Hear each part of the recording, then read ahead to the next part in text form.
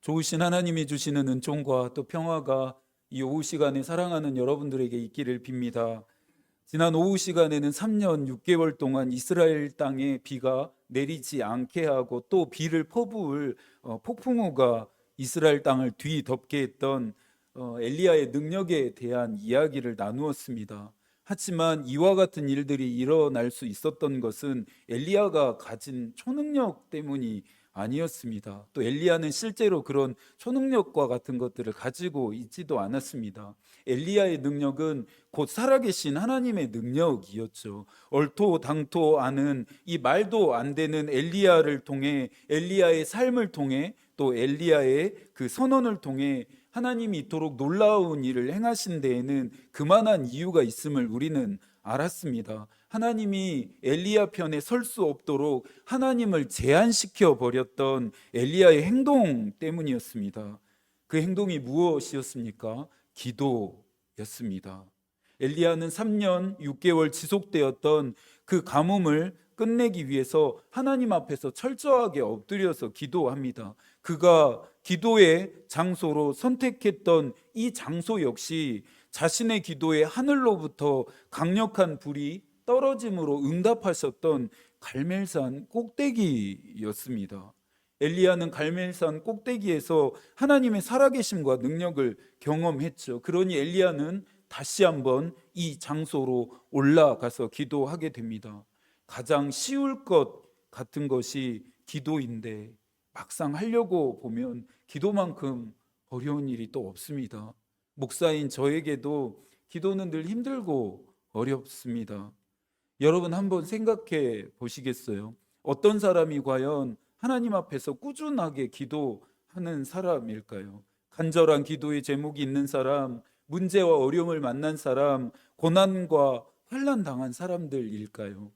물론 그렇겠죠. 그런 일들을 당하고 만나고 경험하고 있으니 하나님 앞에 꾸준하게 기도할 수밖에 없을 것 같습니다. 그런데 목회를 하다가 보니까 언제나 꾸준하게 기도하는 사람들은 따로 정해져 있다라는 것을 발견하게 되었습니다. 그 사람들은 기도의 응답을 경험한 사람들이었습니다. 엘리야처럼 살아계신 하나님의 능력을 경험한 사람들입니다. 기도의 응답과 살아계신 하나님의 능력을 경험한 사람들은 기도하지 않을 수가 없습니다. 왜요? 왜 그런가요? 기도가 곧 실제와 현실이 됨을 그들은 경험했기 때문입니다. 엘리야가 갈멜산 꼭대기로 올라가 기도하는 이유도 동일하다 할 수 있습니다. 그러면서 또 한 가지는 하나님 앞에 나아가 꾸준히 기도하는 사람들은 다른 사람들이 보지 못하는 것을 보고 있고 다른 사람들이 듣지 못하는 것을 듣고 있기 때문입니다. 이단 사이비들이 말하는 어떤 원색적이거나 초자연적인 것들을 우리가 보거나 듣는다 함이 아닙니다. 하나님의 나라 안에서 일어나게 되는 일들을 분별하고 그들이 깨닫게 됨을 의미합니다. 엘리야는 이스라엘 땅에 퍼부을 구름과 바람이 일어나는 것을 내다보았습니다. 엘리야의 귀에는 큰 비 소리가 들리고 있었습니다. 아합이 듣지 못했던, 이스라엘 백성들 그 누구도 듣지 못했던 큰 빗소리를 엘리야는 들었습니다. 엘리야는 살아계신 하나님의 일하심 앞에 엎드려 기도하면서 믿음으로 반응합니다. 마가복음 9장 29절에서 예수께서도 말씀하십니다. 이르시되 기도 외에는 다른 것으로는 이런 종류가 나갈 수 없느니라. 아무것도 하지 않으면 아무 일도 일어나지 않습니다. 기도하지 않으면 우리의 인생의 하늘은 계속해서 잠잠할 것입니다. 웨슬리의 말처럼 전적으로 무능한 우리는 기도해야 할 이유보다 기도하지 않을 이유를 더 많이 찾고 타협하게 됩니다. 웨슬리는 기도하는 사람이었습니다. 그는 하나님께서는 기도에 응답하시는 일만 하신다라고 말하면서 기도의 중요성을 강조했습니다. 기도의 중요성을 강조할 뿐만 아니라 그는 실제로 기도하는 사람이었습니다. 하나님은 언제나 저와 여러분의 기도를 들을 준비를 하고 계십니다. 하나님이 일하실 준비를 마치시고 우리가 기도하기를 기다리신다는 말입니다. 이런데도 기도하지 않으시겠습니까? 새로운 한 해의 가장 좋은 준비와 시작은 기도하는 일입니다. 오늘도 기도에 대한 이야기를 좀 이어가겠습니다. 오늘 우리에게 기도에 대해 가르쳐 줄 사람은 다니엘입니다. 다니엘은 유다가 바벨론에 의해서 멸망한 이후에 포로로 끌려갔던 사람이었습니다. 여행을 간 게 아니었습니다. 유학도 아니었습니다. 패망한 나라의 포로의 삶이었으니 그 삶이 결코 녹록할 리가 없겠죠. 하지만 포로로 끌려갔던 이스라엘 백성들을 가장 힘들게 했던 일은 바벨론의 왕들을 신들처럼 섬기도록 강요받는 것이었습니다. 이 일에 대해 끈질기게 저항한 사람이 다니엘이었습니다. 길고 길었던 포로 생활과 엄청난 핍박과 박해에도 다니엘의 저항은 멈추지 않았습니다. 다니엘이 어떤 사람이었는지 오늘 본문 안에서 우리가 한번 만나봐야겠습니다. 1절입니다. 다리오가 자기의 뜻대로 고관 120명을 세워 전국을 통치하게 하고, 바벨론 이후에 등장한 메대와 바사 제국은 옛 아수르나 바벨론과는 비교도 안 될 만큼 강력한 힘을 가지고 있었습니다. 광활한 영토를 지배하면서 그 영향력들이 세계를 향해 뻗어가고 있었습니다. 이것은 다리오 왕이라고 하는 왕의 업적 때문이었습니다. 다리오는 왕이 된 이후에 이 넓고 넓은 광활한 영토를 효과적으로 지배할 수 있는 시스템을 구축합니다. 광활한 영토를 120개로 분할합니다.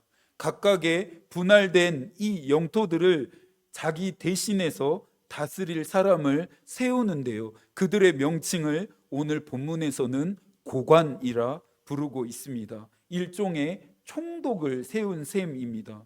그러면서 다시 중앙정부에서 이 120명의 고관들을 관리하기 위한 3명의 총리를 임명합니다. 120명의 고관들은 맡은 지역에서 일어나는 모든 일들을 이 3명의 총리에게 직접적으로 보고해야 했습니다. 120명의 고관들의 자리도 결코 낮다 할 수 없는데 120명의 고관들 위에 있는 3명의 총리라고 하는 이들의 위치는 그 위로는 왕밖에 없을 만큼 절대적이었습니다. 그런데 놀라운 것은 이 3명의 총리들 가운데서 오늘 우리가 만나고 있는 다니엘의 이름이 발견되어지고 있습니다. 2절과 3절인데요. 한 번 더 함께 읽어볼까요? 또 그들 위에 총리 셋을 두었으니 다니엘이 그 중에 하나이라. 이는 고관들로 총리에게 자기 직무를 보고하게 하여 왕에게 손해가 없게 하려 함이었더라. 다니엘은 마음이 민첩하여 총리들과 고관들 위에 뛰어남으로 왕이 그를 세워 전국을 다스리게 하고자 한지라. 120명의 고관을 다스리는 권한이 3명의 총리에게 있었는데요, 이 3명의 총리들 중에서도 가장 높은 위치, 가장 높은 자리를 차지하고 있는 사람이 다니엘이었습니다. 혹시 2018년에 일어났던 그 제주 난민 논란 혹시 기억나시나요? 자국에서 일어났던 내전을 피해서 말레이시아에 체류되어졌던 예멘인들이 체류 기간이 끝나면서 항공편을 이용해서 제주도로 들어오게 되었습니다. 2016년부터 입국을 시작했던 그들은 2018년이 지난 시점까지 해서 500여 명이 넘는 난민들이 제주도로 들어오게 되었습니다. 난민 지위 인정 여부를 두고 우리나라가 찬반으로 여론이 극명하게 갈렸었습니다. 테러의 위험성, 사회적 부담 비용, 자국민의 안전을 우선해야 한다라고 하는 이유로 난민 지위를 절대 인정해서는 안 된다라고 하는 반대의 목소리가 있었습니다. 한편에서는 무슬림이라고 하는 인종 차별과 또 난민 협약 때문에 난민을 보호해야 할 책임을 강조하면서 난민 지위를 인정해야 한다라고 하는 찬성하는 쪽의 목소리가 함께 충돌했습니다. 당시 법무부는 인도적인 차원에서 그들의 생계 대책 마련을 위해서 국민들의 일자리 잠식 가능성이 가장 적은 업종에 한해서 그들이 일부 취업할 수 있도록 길을 열어두었습니다. 하지만 한 리포트를 통해서 보니 그러는 과정 중에서 그들이 우리나라 사람들로부터 차별과 배제, 비난과 혐오를 감내해야 했다라고 하는 내용을 읽게 되었습니다. 패망한 나라의 포로가 마천루와 같은 권력의 가장 높은 자리를 차지하고 있었으니 그 꼴을 보기 싫고 참을 수 없는 자들, 배 아픈 자들의 공격은 당연한 수순이었을 것입니다.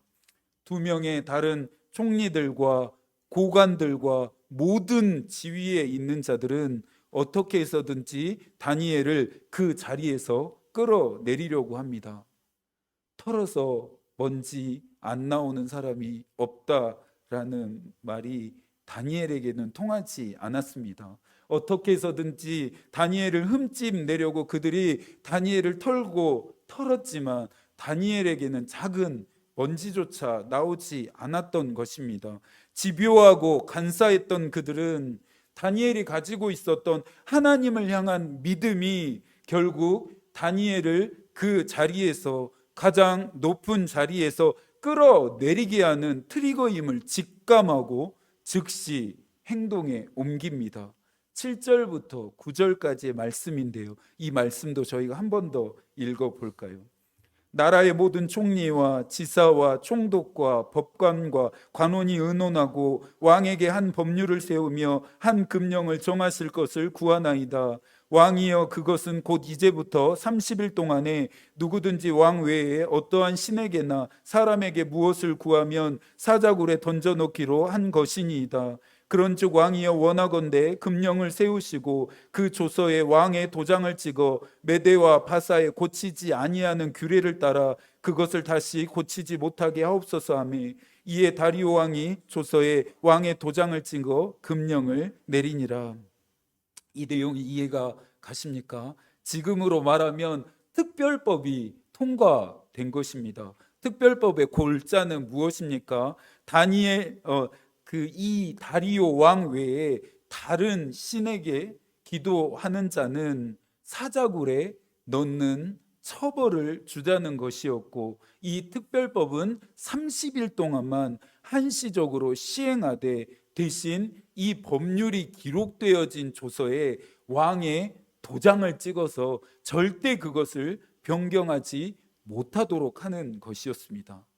다니엘을 잡기 위해 치밀하고 정교하게 세팅된 함정이었습니다. 그들이 이렇게까지 한 이유가 무엇일까요? 다니엘이 기도하는 사람이었으니 절대로 빠져나갈 수 없음을 그들이 알았다라는 것이고, 다니엘을 신임하고 사랑했던 왕이 이후에 이 특별법, 이 법령을 어긴 사람이 다니엘임을 안다 할지라도 자신이 찍은 도장의 효력을 스스로 부정하지 못하도록 하기 위함이었습니다. 그들의 계획이 무척이나 촘촘합니다. 그런데 제가 진짜 놀라게 되는 지점은 그들의 치밀함이 아닌 다니엘의 의연함 때문이었습니다. 10절입니다. 다니엘이 이 조서에 왕이 도장이 찍힌 것을 알고도 자기 집에 돌아가서는 윗방에 올라가 예루살렘으로 향한 창문을 열고 전에 하던 대로 하루 3번씩 무릎을 꿇고 기도하여 그의 하나님께 감사하였더라. 이런 절대절명의 위기 순간에 다니엘은 기도하기를 멈추지 않았습니다. 왕의 도장이 찍혔음의 의미를 가장 잘 알고 있는 사람은 다니엘이었습니다. 왕의 도장까지 찍어 내려진 금령을 어기는 자는 어떤 처벌을 받게 되는지도 가장 잘 알고 있는 사람이 다니엘이었습니다. 그런데 지금 다니엘은 왕의 도장이 찍힌 것을 알고도, 알았음에도 하나님께 기도합니다. 저는 오늘 다니엘의 이야기를 여러분들에게 나누면서 그런 다니엘을 하나님이 이후에 사자굴에서 멋지게 구원해 주셨다. 그러니 우리도 믿음을 지키면 하나님이 우리를 이처럼 도우신다. 이처럼 우리를 구원해 주신다라고 그렇게 결론 짓고 싶지 않습니다. 여러분들 지금 우리야 다니엘을 하나님이 사자굴에서 건져 주셨다라고 하는 결론을 이미 알고 성서를 읽고 있습니다. 그런데 이 일이 만약 저와 여러분의 일이 된다면 어쩌시겠습니까? 여러분 믿음을 지킴으로 말미암아 사자굴에 떨어져야 하는 고난을 여러분들 감내해야 한다면 그때는 여러분들 어찌 하시겠습니까? 사자굴에서 하나님이 저와 여러분을 건져 주실 수도 있지만 굶주린 사자들의 먹이가 될 수도 있습니다. 다니엘과 다르게 오늘 읽고 있는 본문의 이야기의 결론과 다르게 하나님이 우리를 건져내 주시지 않으실지라도 여러분 믿음을 지키시겠습니까?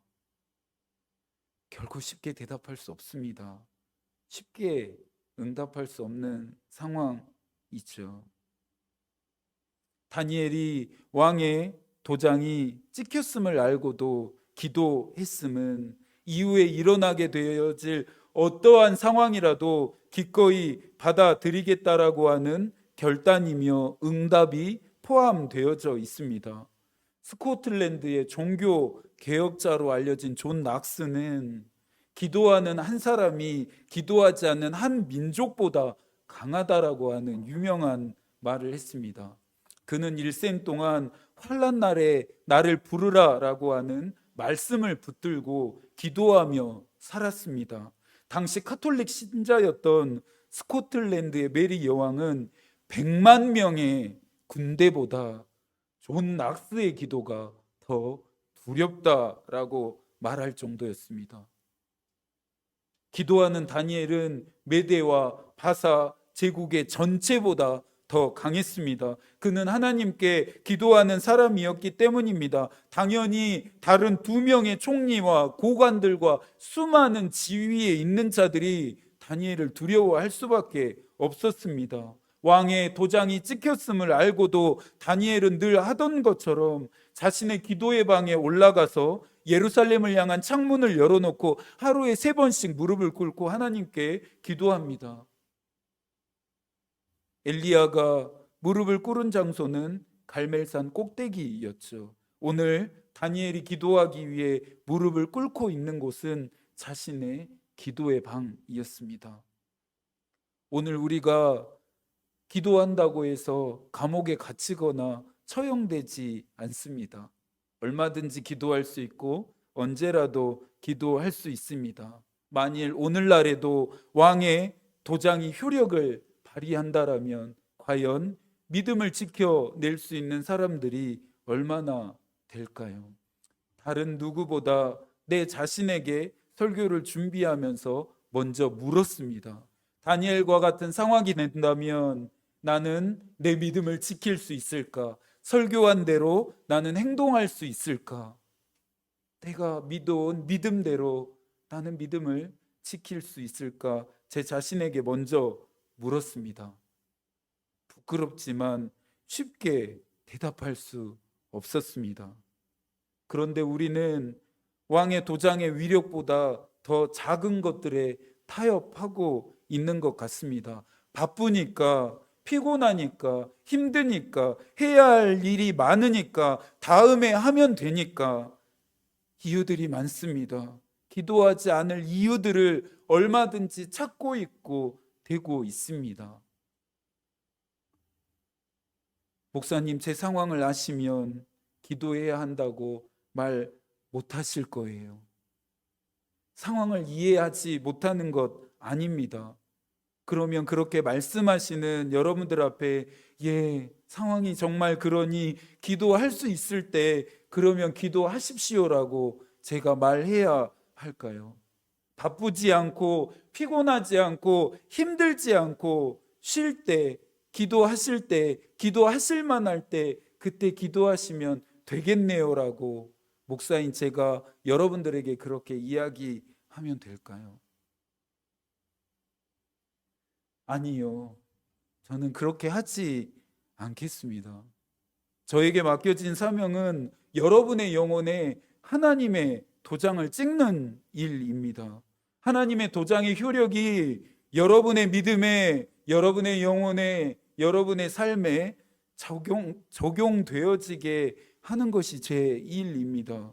여러분을 기도의 자리로 나아오게 하는 것이 제 일입니다. 물론 그 자리에 가장 먼저 제가 나아가야 하고 제가 있어야 하겠지요. 지금은 기도해야 할 때입니다. 기도를 시작해야 할 때입니다. 세상과 원수의 도전과 또 미혹과 위협 앞에 넘어지지 않으려면 깨어 기도해야 합니다. 기도해야 하나님이 일하십니다. 오늘의 본문 27절입니다. 그는 구원도 하시며 건져내기도 하시며 하늘에서든지 땅에서든지 이적과 기사를 행하시는 이로써 다니엘을 구원하여 사자의 입에서 벗어나게 하셨음이라 하였더라. 이 역사를 경험하고 싶으십니까? 여러분의 인생에, 여러분의 가정에, 여러분의 자녀와 자손들에게 이와 같은 역사가 일어나기를 소망하십니까? 그렇다면 기도의 자리로 나아오세요. 포기하지 말고 타협하지 마시고 기도의 자리로 나아오십시오. 신년 첫째 주 제1차 온교 아침 기도회가 진행됩니다. 이 기도회를 위해서 기도하고 있습니다. 여러분들 어찌 하시겠습니까? 엿새 동안의 아침 시간 다니엘의 윗방과 같은 기도의 장소가 되는 이 예배당으로 모두 여러분들 나오십시오. 나와서 저희가 함께 기도합시다. 하늘의 뜻이 여러분에게 전해졌으니 응답은 이제 여러분의 몫입니다. 여러분이 결단해야 할 차례입니다. 이 한 주간도 하나님이 여러분과 함께 하시기를 기도하겠습니다. 하나님의 마음이 우리의 기도가 되고 하나님의 뜻이 우리의 길이 되기를 빕니다. 아멘.